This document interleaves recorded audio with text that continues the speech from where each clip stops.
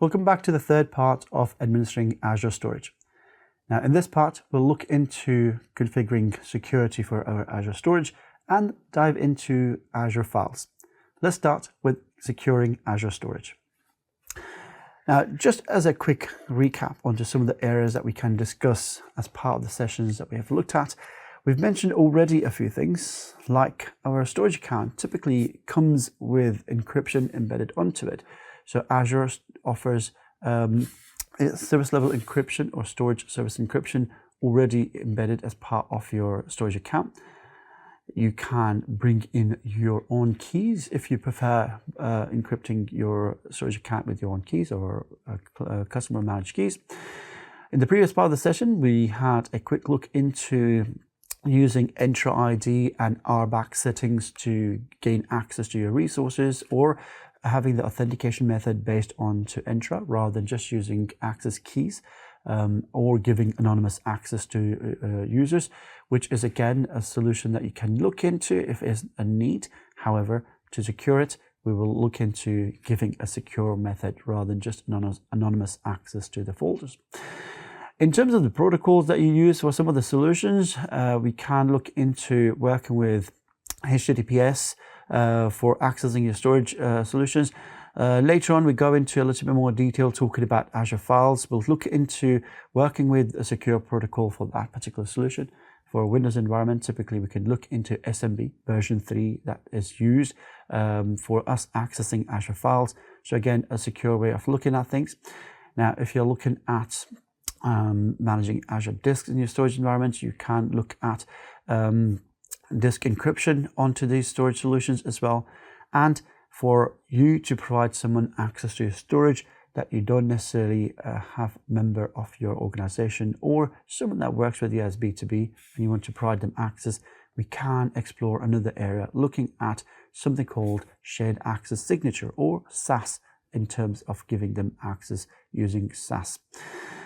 Now, let's jump onto the portal to have a quick look on some of these options available to us in the portal. All right, we're back into the portal one more time. Now, in this part of the session, we'll start our conversation with looking at access to the storage account. Now, just before we ended the last session, we spoke about managing our access keys that are given to you as part of your account if you've created your account based on access keys. Obviously, we spoke about how we can switch access to the blobs using Entra as part of one of the settings that we looked at just before the end of the previous session. And in this part of the session, let's start talking about some other security options that we have. First off, let's go into the networking. As and when we were creating the storage account in the very first part, we discussed leaving the storage account open to all networks. Now, this will give anyone who has the right access and end paths to my storage account accessing the storage solutions. However, for security, if you want to restrict that from happening and you don't want people from all the networks over the internet gaining access or trying to gain access to your storage account, we can change that. One of the ways for us to do this would be to switch the settings from opening it to all networks to a limited networks or particular IP addresses, and we can enable that. Now, as we switch this setting, you can see it suggests that the firewall settings restriction becomes part of the setup, and we can configure this. However, just understand that it may take a few minutes before this setup comes into effect, so bear that in mind when you're configuring some changes. Now, one of the things that we'll look at right at the bottom of the screen here is to talk about firewall. Now, this is where I can start looking at restricting different networks that can gain access to the storage. So I can provide different IP addresses here to suggest only traffic coming from these limited networks or IP addresses should be able to access the storage. As an example, your users, while they're in their office or on-prem environment, while they're on that particular network, they should be able to gain access to the storage. As and when they move away from that network, let's assume they go out to a cafe over the lunch and they want to carry on working, or when they go home and they want to carry on working, because of the sensitive nature of the data that you have in the storage, maybe you don't want them to gain access from other networks. So this is where you can start adding the networks that you think would be okay for them to gain access to the storage.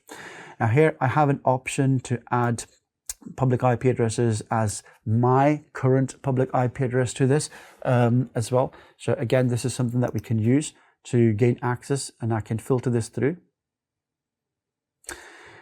Now, apart from looking at the firewall settings, let's scroll up into some more details around the virtual networks. Now, this is something that we covered in one of our virtual networking modules, talking about creating different service endpoints or private links to my solution.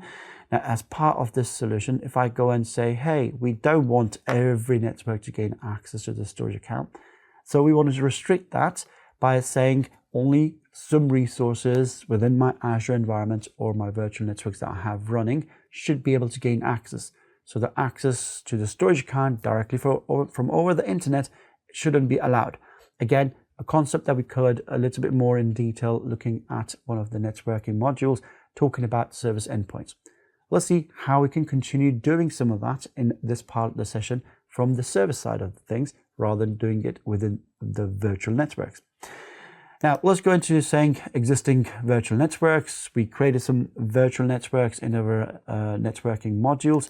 So if I go into this, we can scroll down to looking at AZ104 demo, and you can see, I can see we have a demo VNet that we created.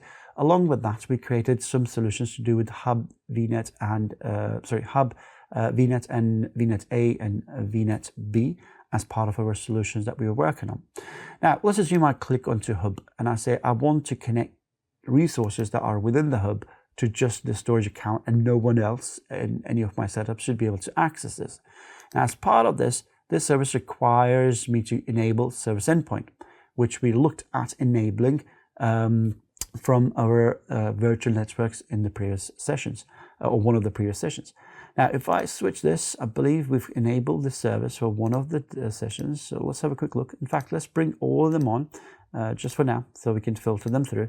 And if I go through looking at this, I can see that if I look through this, there are two options here that suggest that I require a service endpoint. However, this particular one doesn't say I require a service endpoint.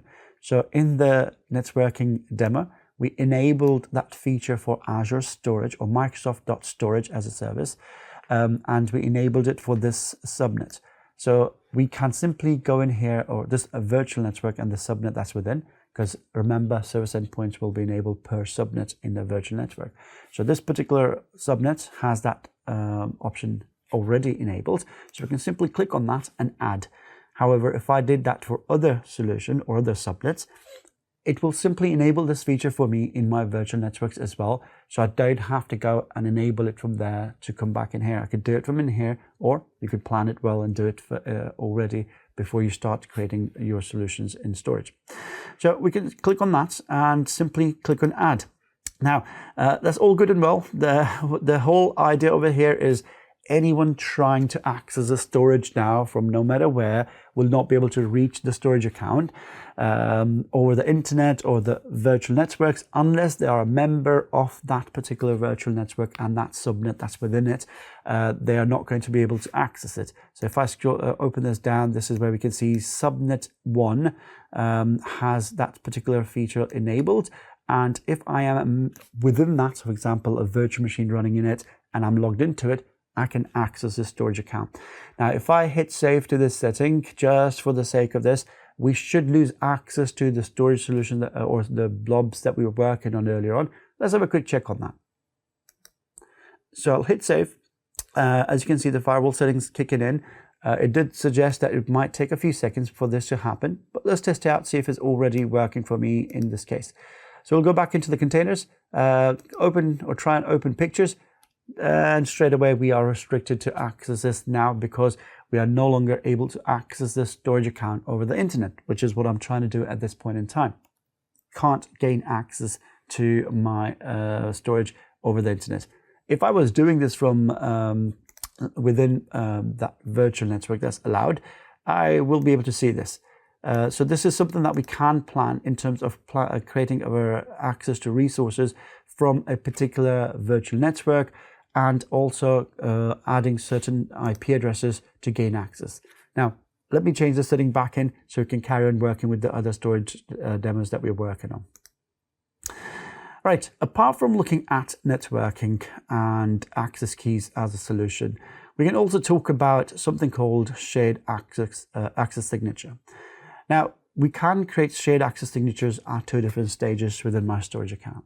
One place would be from directly within my storage account, and this is where I am at the moment. So you can see currently I'm on the blade for my storage account, and I'm working with this. Now, there is a message here to understand what this is used for and when you should use this in what scenarios. Typically, you'll use shared access for users that are not necessarily trusted, and you're not necessarily they're not necessarily part of your organization or a B2B scenario for you or business to business collaborators with you. Otherwise, you can have many other ways of doing that by asking them to join your Entra, giving them access based on Entra, or many other ways that you can give them access to your resources and share the keys with them that are part of your access keys. Now, if I am looking at scenarios where I need someone to have limited access to my storage account, or a very short duration, I need someone to gain access to this, and I don't necessarily want them to be a member of my environment before I give them this access, and I don't want to hand out my access keys to someone, for all those scenarios, I can use SAS or shared access signature in that case. So that's something interesting to look at. Now, when you create the shared access signature, a few things that you can look at. We'll go through the configuration briefly and look at some of the details. Now, we are not working with tables and queues in this particular part of the session, so we'll take them out. Let's assume I am going to create someone's access to either a blob or a file. Let's pick one. Let's say blob. Again, we can open this for all these options that we have. Let's say we are going to give them access to containers, and they can pick up objects from there too. Now, what permissions am I giving them? I could look into giving them read, write, delete, maybe delete, maybe not delete, depending on the use, depending on the need. It could be that I'm giving them access to write data into it, and if they want to get rid of the file and bring a new version, maybe I can give them delete. Again, comes down to the need. I can give them access to list, add, create. What I might want to take away from them is immutable storage access. Also, I don't want them to permanently delete. Remember, we have soft delete options available in our setup. That means if we delete something, typically it's available for us in the soft delete area. So if you've enabled soft delete and it's retained in there for a short period of time, then you can retrieve that data if someone carried on using SAS to maliciously or unintentionally delete your files. Now, we can also look at enable deletion for versions. Again, if you don't want them to look at previous versions of your files, again, in your blobs, you can enable versioning, which will allow you to maintain different versions of the file. However, the versions are typically a read-only copy for them to look at. They are not necessarily something that you can edit, but you can retrieve data from them as you update or change your existing files. The versions keep all the versions, or the versioning keeps or maintains all the versions of those files in a read-only for you to retrieve if there was a need for you to bring them back. Again, if I'm giving someone access based on my need, I might give them access to this. Typically, if I'm trying to kind of narrow down their access to this resource, I don't want to give them this particular permission either. Now, I'll scroll down. Some of the important parts here also includes the time or date and time access. Again, typically when we talk about least privilege access, we talk about giving them just enough access or just enough authorization to get into working with this. Along with just enough authorization, we also want to talk about just in-time access. So we are limiting the time that they will be able to access this resource. Now, both of these are part of the Zero Trust methodology. So if you haven't heard of that before, I highly recommend you looking into Zero Trust to understand some of these areas under least privilege access, to give or limit access, just enough access for them to carry out their tasks and just in time access, so they can only work within the time frame that you want them to look at this. Now we can implement some of that in here. We can look at starting time, starting date, end date, and end time. Typically when you do the start time, the system goes back 2 minutes to ensure that once this data is or this access is created, it's ready to go straight away. Again, bear that in mind. By default, the system already will be 2 minutes in the past. By all means, you could look at bringing it back to 5 minutes in the past if you want, just to make sure it works by the time the token is created and you provide this access to someone. When they click on it, it's ready to go. Along with that, we can restrict this down even further. Set IP addresses to narrow down who's going to be accessing this. What networks do I want them to be doing this from? If you can, this will be a nice feature to implement. Highly recommended that you put in a specific IP addresses they can access this from. Again, coming down to your need and requirements, maybe you can, sometimes you can't do that, but if you can, a nice feature to enable. Now, looking at different protocols, we definitely want to keep it up to HTTPS. Recommended is HTTPS. You could open this to HTTPS. However, we don't want to go into HTTP as it's not as secure. So try to narrow it down to HTTPS if you can, and that would be better. Now, if I scroll further down to the bottom of the screen, you can see as part of this SAS, it would require a token to be embedded into it. However, as the SAS is generated, it does not show this access key in there, but it needs that access key to be added as part of that SAS that's going to be created. Now, I'll hit into generating this SAS for me. Now, once I do, in the bottom of my screen, at some point, you'll see the SAS being generated, and it's available for us to use. However, when you are working within your environment, one thing that's important to understand, once these tokens are generated, it doesn't retain a copy of them. So I can't go back into the system and say, hey, show me the last token generated, or where is this token? If I'm monitoring my storage access, I can see how many people accessed my storage, what method they chose, if they chose an SAS to log into it. However, I don't have a way to see which SAS was created and how many of them I have. So the management of that can sometimes be very, very tricky. Now, this can become a security risk if you're creating too many of these and dishing them out. Once I've created this, again, I can't see this token. If I step away from this setting right now, the token that we've created, for me, it's not available. So if I go back into it, I can't see that token again. However, that token is already there. So if I shared this token with somebody, that token exists. Now, how do I ensure that this token is not being used by someone malicious or someone who shouldn't have access to it? If I poorly designed my token settings and anyone with any IP address can go into it. Now, to break some of that, one of the key things that we are going to be looking at again is going back into my access keys. Remember, as part of my SAS, we added an access key to it. We can rotate the access keys again, and by doing so, we are going to break any SAS that we created or shared access signatures that we created, as they are using some of these keys embedded into those links. Now, apart from this, apart from creating SAS for my entire storage, it might be better if I don't do this for my entire storage account.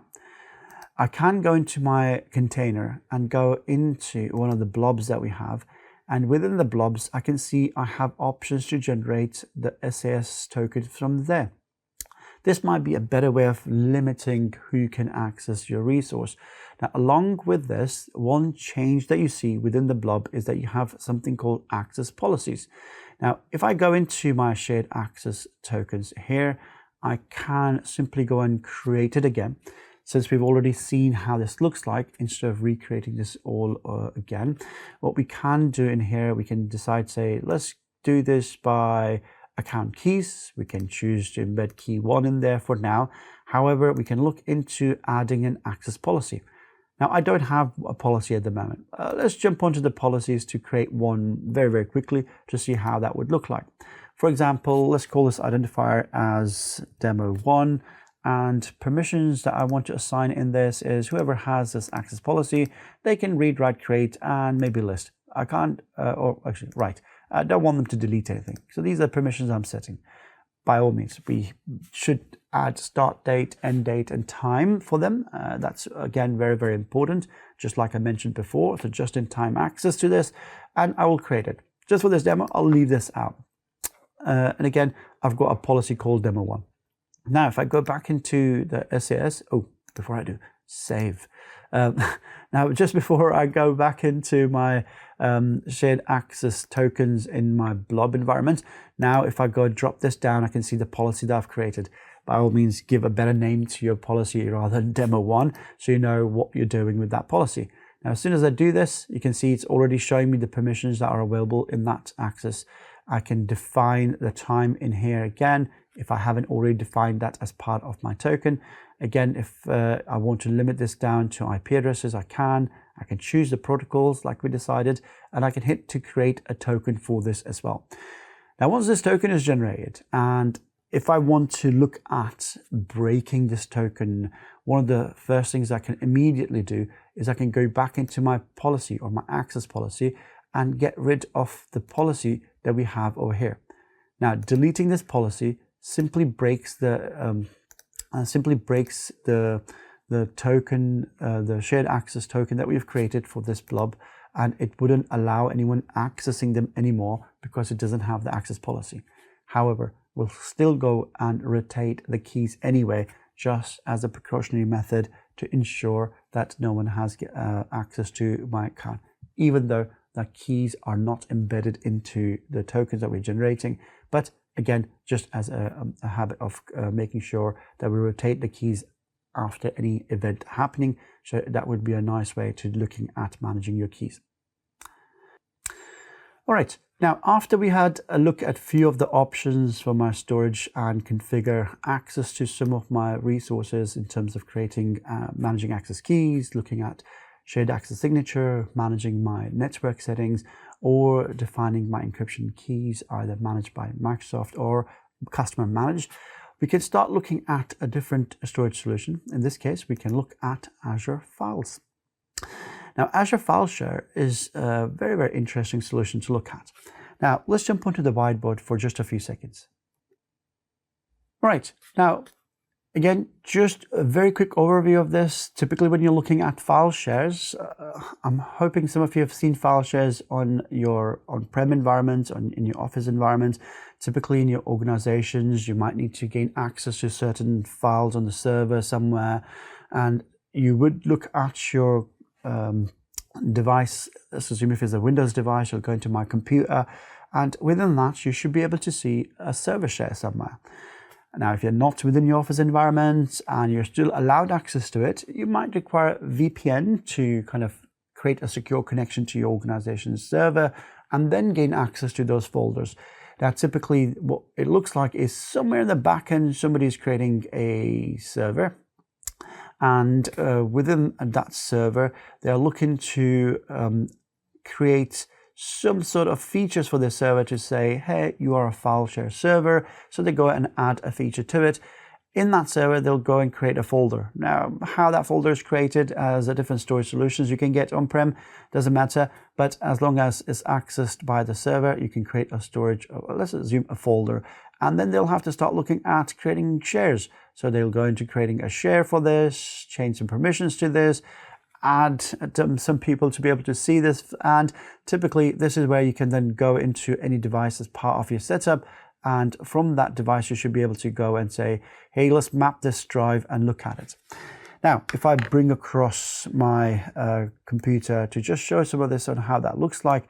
So again, this is my PC's setup. If I can shorten this down a little bit so we have more space to look at things.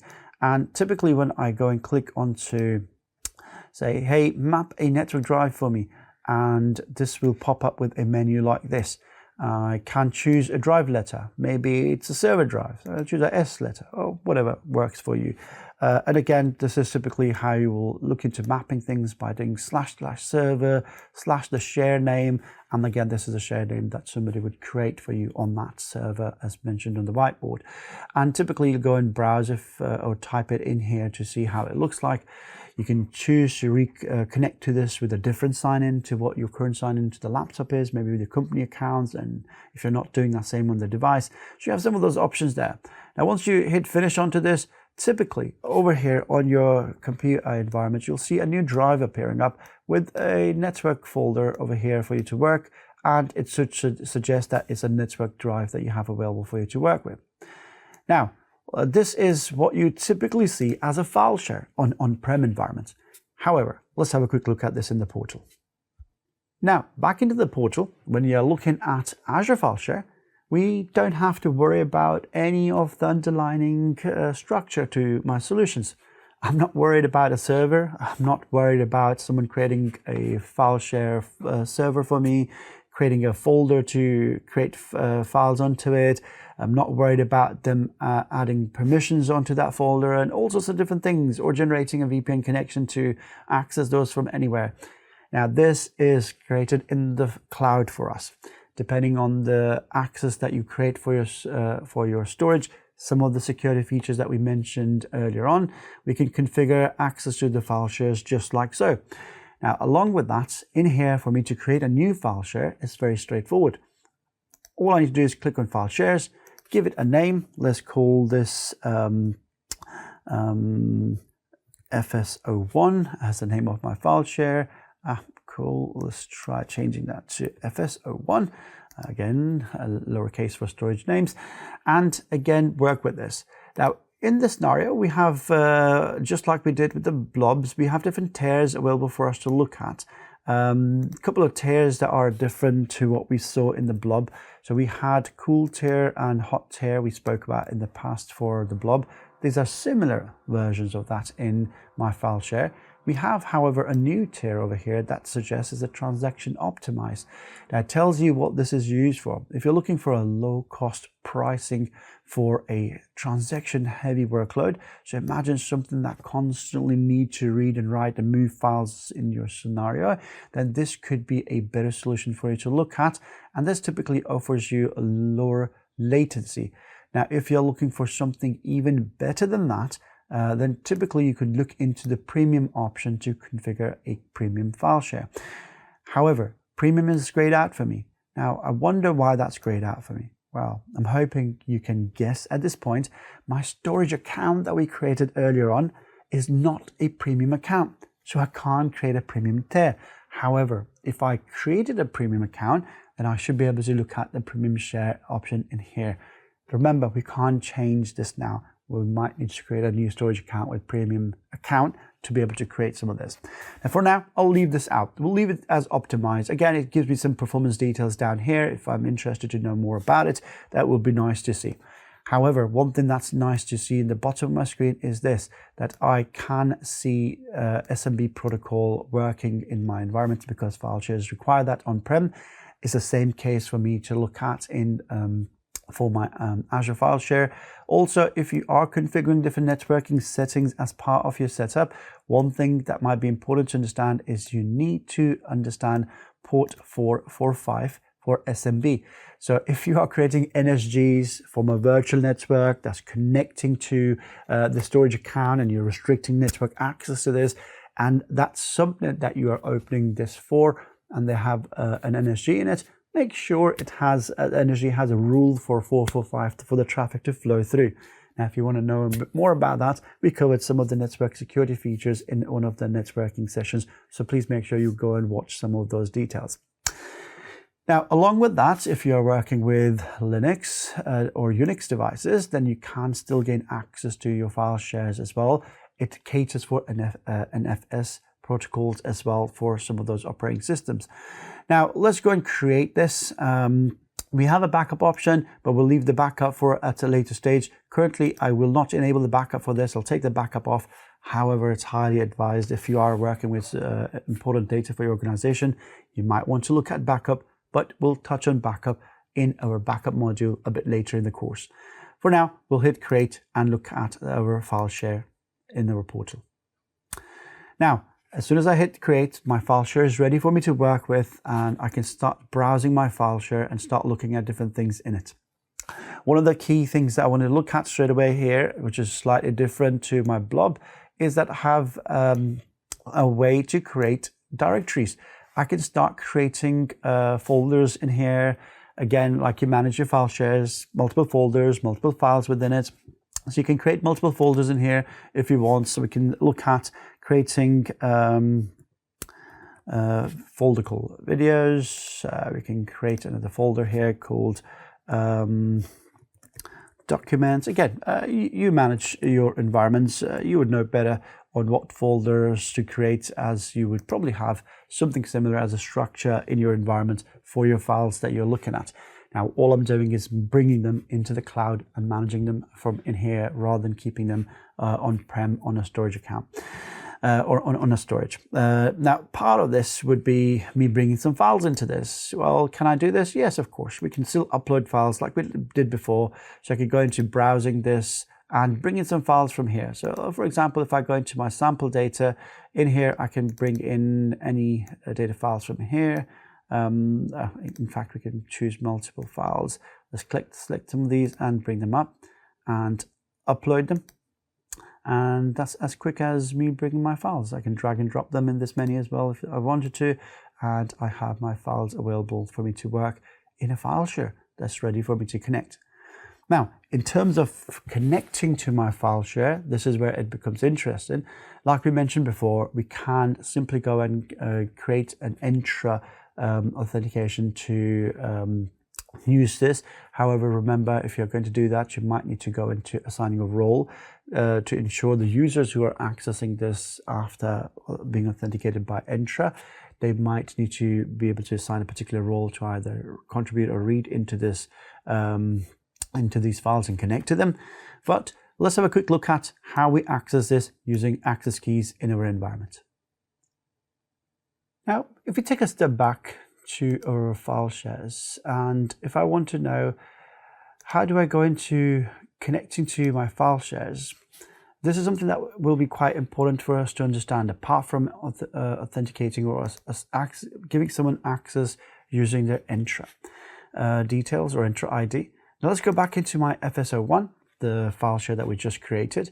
And if I want to connect to it, so I can give access to this, we can make a connection for this. Again, this is going to be a secure transfer required, as it suggests, and it would require you to have something minimum of SMB version 3 protocol or higher to work with this environment. Now, this is for my Windows environment. Now, I can connect this to my Linux or my Mac OS resources as well if I wanted to. Again, depending on the type of operating system that you're working with, you can configure some settings around it, but let's carry on with Windows for now. Now, as I go through the Windows, like I mentioned earlier, for file shares on a normal on-prem solution, we can create a drive letter. We can do the same over here. Let's assume this is my server share, and we'll choose S drive, or we could do any, doesn't matter. Here we can choose what type of authentication method this is going to be. Are they using a solution where they have Active Directory working and they're using authentication methods for that, or Entra solutions, or are they using the storage keys? And depending on the solution that you're configuring, by all means choose one of those options. For me, I'll keep on going with the storage keys for this part of the session, and I'll simply tell it to create me a script for this. Now, what I will do is very quickly go into taking a copy of the script, and we'll try to see if we can connect to this particular solution as part of that. Now, bearing in mind, we need to understand port 445, which is part of the setup. So ensuring that if we are going to enable this particular key, port 445 for SMB should be available to work with. Now, just to complete this part of the demo or the setup, I have enabled one of my virtual machines. So we are connecting into that virtual machine. So apologize for a bit smaller screen to look at.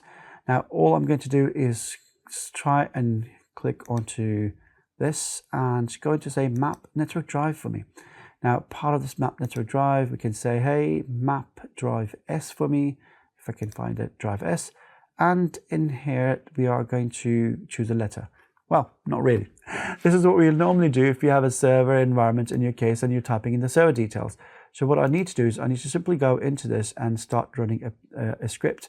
So we've copied a PowerShell script from our environment, so we'll run that in here. Now let's do this by typing in PowerShell.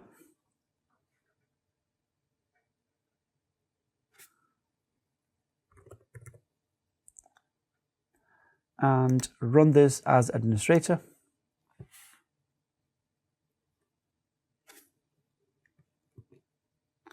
And paste the scripts and hit enter.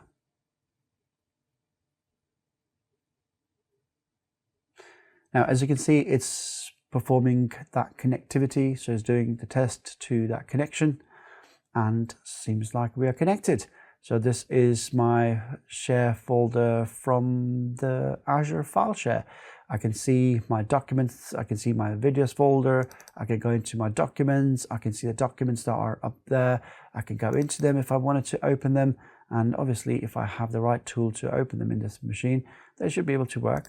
Maybe I don't have the right tool installed to open Office files, but if I did, I should be able to work with them. So this is, again, me looking at gaining access to a resource by simply creating a file share in my environment and gaining access to it from any other resource that I might be working with in this particular environment. Now, apart from looking at creating a file share or multiple file shares in your environment and giving access to people to connect to them, you could look at doing a couple of other things. Now, we can change the tiers for these. Like we mentioned, the tiers for the blobs at any point, depending on what you want to do. By all means, read into the documentation to understand the price change that you will see as part of that. Along with that, I can also talk about something to manage my file shares. We can look at snapshots. Now, what are snapshots and why should I use them? Now, let's jump onto the slide to have a quick conversation about this. Now, if you're looking to manage your file shares and ensure that your data that you have in file share isn't corrupted or doesn't disappear, obviously we can use soft delete, which we spoke about earlier on, to enable ensuring that if somebody deletes the file, we can recover it. But what if that file is corrupted or we want to go back and retrieve an older part of the file? Now, this is where we can look at creating snapshots of your file shares, which will create an exact copy of that file share in a point of time that you took that snapshot and keep that for you. Now, this is to help you protection against accidental deletion or unintended changes to the file, intentionally by someone, unintentionally by malicious users, or even by users in your organization. Now, we can use this as a backup and recovery solution as well, simply because if I have managed to update files and they became corrupted, or the new data that we brought in and removed the old data isn't valid anymore, we want to revert back onto a previous version of a file, then in that case, we can simply go back and recover that file from a previous snapshot that we have in our environment. Now, typically when you're doing your snapshots, again, one thing that's important to understand is that these are going to be read-only copies of your data that you're creating. So if you are ever looking at taking files out of any of these snapshots, you can recover data back out of it, so you can retrieve any files that are corrupted or lost. However, you can't go and manipulate any existing snapshots that is created. They're there for you as a read-only copy, so you can work with them. Now, apart from talking about file share snapshots, which work at a file level, that means you can restore files, we can also talk about the soft delete in file shares. Let's have a look at that in the portal. Now, on the portal, I have created another file share called FSO2 as a file share. Now, if I go into the file share here, I have some files running into this. Now, let's take a step back out and let's see if we can try delete this file share. Now, this file share currently says it can be recovered within the soft delete retention period if we have. And if you are ready to delete it, we'll simply take the name from here and type that in here and suggest, hey, delete this file share.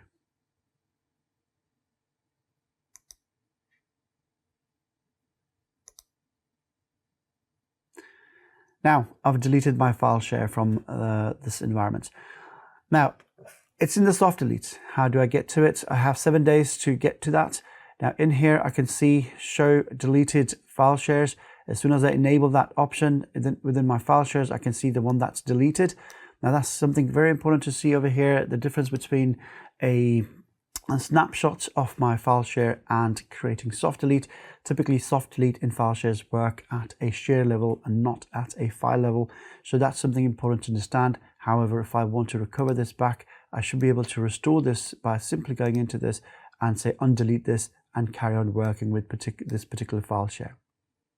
Now, apart from looking at your file shares and accessing and connecting them and managing how you look at the copies of your file shares by looking at snapshots or soft delete, we could browse the storage from within the storage browser that's built into your portal, and you can go through browsing your files either in your blob environment. You can go through looking at the blobs we created earlier for pictures, or we went into creating file shares, created FS01, and we can access this from there.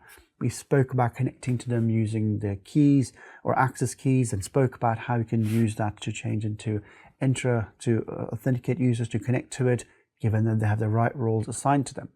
However, apart from this, you can also access your storage account if you can download another tool called Azure Storage Explorer, and you should be able to access some of this. Now, just as a quick overview, this is my Azure Storage Explorer as an application downloaded onto my device. This is not in the portal. This is a separate application that we're looking at the moment. And in this case, I am already connected or authenticated using my credentials into this environment. Now, you can see currently my storage accounts are listed over here. I can go into the one that we are working on for today, called Contoso AZ104 demo that we created earlier today. And as part of that, we can see our blob containers that we were working on. Our pictures are here. We can go and look exploring some of the details from in here. We then also went into file shares. We can explore file shares from in here as well. We can go back into our documents and look at some of the details that we created. Now, using this tool, I can manage all sorts of different things. I can go and look into my storage account settings, everything that we're talking about in terms of managing my keys, looking at connecting to it from different solutions. I can look into gaining access to it by using SAS tokens, managing my soft delete to some of this. So I have some of those options available as part of the setup, and I can see all sorts of different settings over here. One thing that's important to understand using this tool, I can't create a new storage account to begin with. However, once you have a storage account, everything else that you want to manage around this can be done from this particular tool that you have available for you to download and work with in your environment. Now, this brings us to the end of this module. As we wrap up this module on administering Azure storage, let's recap on the key points we've covered. We've explored the configuration of Azure storage accounts, delved into the blob storage, Azure files, and examined storage security measures. Remember, the skills you've learned here will empower you to optimize storage solutions, enhance data protection, and ensure seamless access to your resources. Keep practicing and applying these concepts to unlock the full potential of Azure storage. Remember to utilize the resources and knowledge check questions provided on Microsoft Learn using aka.ms/learn to reinforce your learning. Thank you for your participation, and we look forward to seeing you in the next session.